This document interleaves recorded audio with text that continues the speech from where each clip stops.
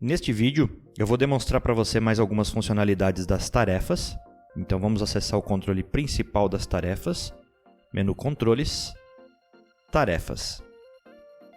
Nessa tela, inicialmente, como você já sabe, vai vir setado aqui em Tarefas D o seu nome, que é o usuário corrente, que é o seu usuário que você está autenticado, ok? Então, neste caso, trouxe todas as tarefas que eu estou envolvido aqui como responsável ou supervisor. Por que como supervisor? Porque aqui na participação, ela já veio como supervisor, ok? Por padrão, é natural que venha como responsável. Então, eu vou mudar aqui para como responsável, tarefas de Nelson Alain Júnior, somente ativas, pesquisar. Então, aqui já veio selecionada somente as tarefas que eu sou responsável, certo? Uma informação importante para quem trabalha com supervisão de setores, né, é ter o alcance das tarefas de todos, né? Por isso a gente menciona aqui participação como supervisor, e aí você consegue visualizar todas as tarefas de todos os responsáveis que você é supervisor. Neste caso aqui a gente tem duas, de dois responsáveis diferentes, é o Nelson Neto e o Nelson Júnior, ok? Uma é uma tarefa minha mesmo, e outra é uma tarefa de outra pessoa da minha equipe, tá certo? Então eu vou manter por padrão aqui como responsável, somente ativas e pesquisar. Muito bem. Outra funcionalidade é a impressão de tarefas, que a gente já falou em outros vídeos, mas agora a gente tem uma opção que é imprimir em PDF. Você pode clicar aqui desta forma, então vai ter um relatório aqui em PDF. E também tem a opção de imprimir tarefas em modo CSV, que é compatível com o Excel. Quando você clica nessa opção, o relatório é enviado para a área de downloads do navegador. No formato CSV, você abre, o teu gerenciador de planilhas eletrônicas vai entender que o CSV é compatível com Excel, por exemplo. E aí você pode abrir na planilha de Excel o relatório. Então aqui você tem uma planilha de Excel, você pode trabalhar ela da forma que você quiser. Então aqui entra Excel, né, o conhecimento em Excel. Você pode atribuir filtros na coluna, você pode fixar a primeira linha, por exemplo, e aí você pode fazer o que você quiser, né? Você tem filtros aqui. E aqui a gente está falando de Excel, né, especificamente. Então você tem que salvar ela como, é importante você salvar ela como formato Excel, tá certo? Porque senão você fica com texto bruto, sem formatação, que é o caso do CSV. Então ele é importante você salvar, então, né, relatório prazos no formato de compatibilidade com o Excel, que é a extensão XLSX, tá certo? Feito isso, você pode pintar, você pode fazer toda a formatação que o Excel te permite, tá certo? É importante você ver que está no formato XLSX e não mais CSV, tá ok? Voltando aqui para a tela do sistema, é importante a gente entender que para mim imprimir tarefas, eu tenho que fazer os filtros.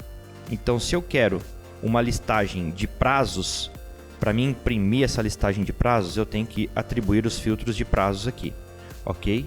Se eu quero uma listagem de tarefas de um determinado usuário específico, eu tenho que fazer a filtragem, ou seja, tudo que eu estiver vendo em tela será impresso, tá certo? Então eu tenho que fazer uma combinação de filtros, utilizar os filtros da melhor maneira que eu precise, para então eu imprimir o relatório.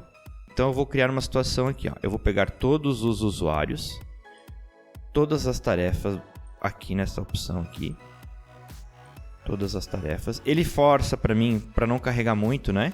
Ele força essa caixinha de prazos para ele pré-definir todas as atrasadas, últimos 60 dias, para não ficar um filtro muito amplo, tá certo? Por conta de um volume muito grande de tarefas, pode deixar lenta a consulta. Então eu vou pegar aqui as últimas tarefas dos últimos 60 dias, situação igual a todas, independente se são ativas ou baixadas, de todos os usuários. E aí eu dou um pesquisar, pronto. Está aqui todas as minhas tarefas, então eu tenho aqui um total de 5 tarefas e eu vou imprimir aqui em modo PDF só para confirmar. Então estão aqui o meu relatório de 5 tarefas. Outra funcionalidade que funciona da mesma forma que o relatório, ou seja, você faz os filtros que você desejar, encontra as tarefas que você desejar e aí você pode imprimir. Então da mesma forma é você baixar coletivamente todas as tarefas, tá certo? Então eu vou pegar aqui todas as tarefas de todos os usuários. Vou dar um pesquisar, só temos duas, ok? Eu vou vir aqui neste cantinho, vou selecionar todas as tarefas, que são duas nesse caso, né? Neste exemplo. E aí eu vou baixar tarefas. Quando eu clico em baixar tarefas, ele vai pegar todas as selecionadas e vai efetivar a baixa, tá certo? Então aqui ele está me dando uma mensagem de atenção Se eu confirmar, elas vão estar sendo baixadas. Esta é uma funcionalidade interessante para quem precisa, né, baixar muitas tarefas, eventualmente, que estão ativas e não faz mais sentido mantê-las ativas. Outra funcionalidade interessante é observar a permissão de sócio. Essa permissão de sócio, quando é atribuída a um usuário, lhe permite fazer operações que estão um nível acima do responsável da tarefa. Neste exemplo, eu tenho aqui o Nelson Neto como responsável da tarefa e o Nelson Júnior como supervisor. Veja que eu estou autenticado como Nelson Júnior sócio. Eu posso entrar nessa tarefa do Nelson Neto aqui, que ele é responsável, e posso transferir ela como supervisor. Posso fazer uma transferência de supervisor, posso fazer uma transferência de responsável sem o consentimento do Nelson Neto. Por quê? Porque eu estou acima do supervisor, eu sou o sócio do escritório. Então eu posso vir aqui, ó, e transferir essa tarefa para mim mesmo, por exemplo. Desta forma, eu sou responsável agora pelas duas tarefas. Então eu, como sócio, um usuário atribuído como sócio, pode fazer operações acima do supervisor. Da mesma forma, o supervisor, ele pode atuar acima, um nível acima do responsável. Ou seja, o responsável, somente ele, pode fazer manutenções na tarefa.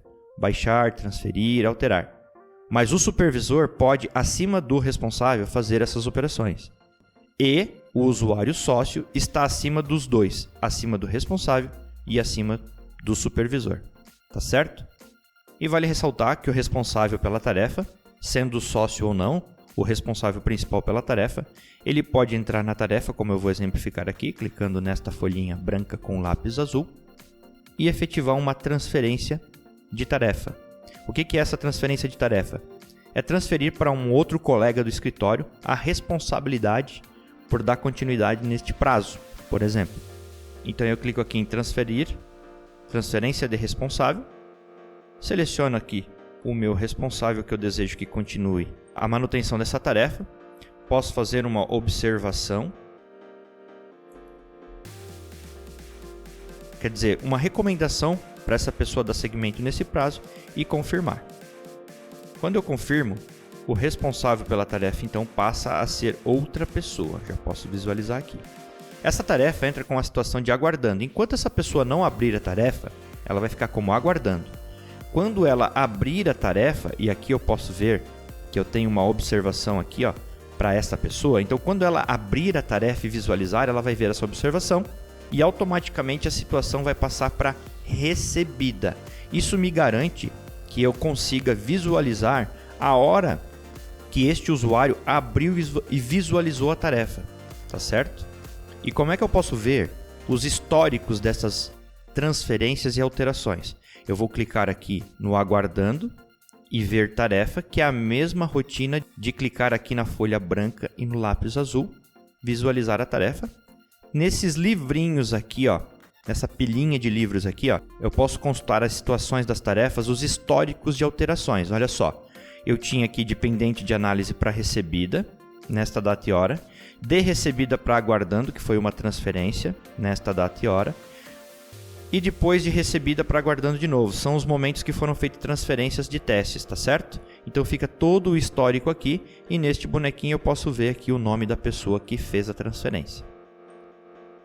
De um modo similar, eu tenho para supervisor e para responsável os históricos das alterações. Veja, se eu clicar nesta pilhinha de livros aqui, eu tenho o histórico de quando foi transferido, quem transferiu e para quem que foi essa tarefa. Então eu tenho aqui, ó, do Júnior para o Neto, do Neto para o Júnior e do Júnior para o Neto novamente. E aqui tinha uma observação, que foi a observação que o usuário anterior fez para o novo usuário, né, para o novo responsável, dar seguimento no prazo. Outra funcionalidade interessante é o histórico de alterações dos prazos. Então eu vou acessar essa tarefa aqui, ó, clicando na folha branca no lápis azul. Vou rolar a tela para baixo aqui em data, prazo interno e data, prazo fatal. E posso perceber que temos uma data aqui. Temos o tradicional livrinho aqui do lado, que já quer nos dizer que temos históricos de alterações aqui deste prazo. E eu vou mudar aqui para dia 21. E também vou mudar aqui para o dia 26. Vou gravar.